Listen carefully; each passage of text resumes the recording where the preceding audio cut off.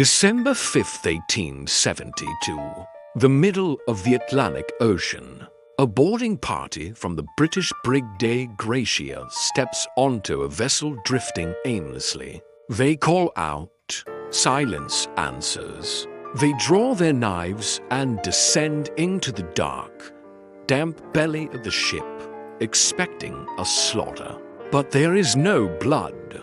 There are no bodies. In the captain's cabin, a child's toy lies abandoned on the floorboards. The ship's compass is shattered. The single lifeboat is gone. A half-eaten meal sits undisturbed, and a rosewood melodeon remains silent. A half-eaten meal sits undisturbed, and a rosewood melodeon remains silent in the corner. This is not a shipwreck. It is a tune left perfectly intact. The ship is the Mary Celeste, and what happened to the 10 souls aboard her remains one of the most agonizing human tragedies ever swallowed by the sea. To understand the horror of the Mary Celeste, we must forget the ghost stories and look at the flesh and blood that walked her decks. 1 month earlier, on November 7th, she sat docked at Pier 50 in New York's East River. Her master was Captain Benjamin Briggs. Briggs was not a reckless corsair. He was a devout, meticulous man of 40, a lifelong mariner who demanded strict discipline and ran a sober ship. He was a man who took no unnecessary risks, a fact made all the more heartbreaking because he had brought his world aboard. His wife, Sarah, and their 2-year-old daughter, Sophia, were making the voyage with him.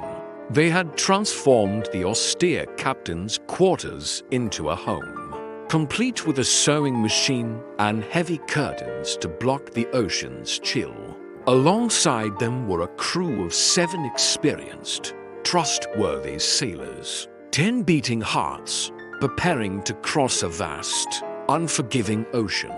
The first crack in their foundation wasn't the ship itself, but what she was forced to carry. In the deep, lightless hold beneath the floorboards where baby Sophia slept, the stevedores had packed 1,701 barrels of a highly volatile cargo, denatured industrial alcohol.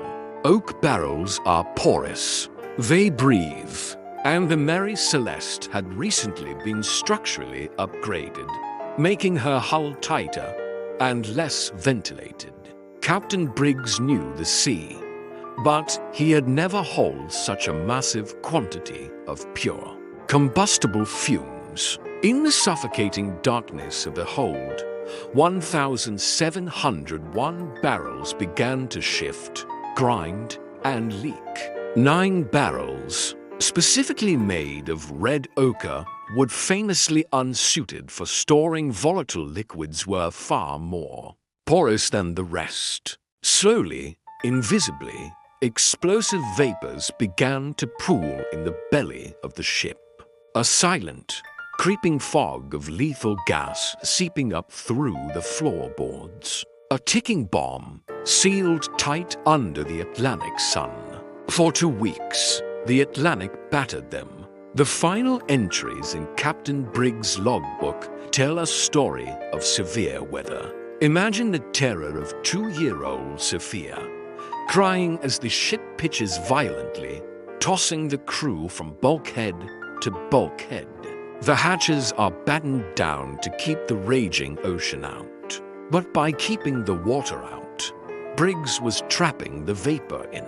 The air below decks would have grown thick, pungent, and suffocating.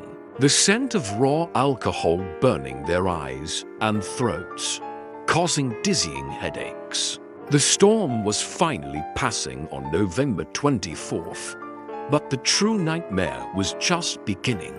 We do not know exactly what happened on the morning of November 25th, but the physical evidence left behind points to a moment of sudden, blinding panic. Experts believe that as the weather warmed, The leaking alcohol vapors expanded rapidly. Perhaps a crewman went down to check the hold with a lantern. Perhaps the shifting barrels created a single, fatal spark.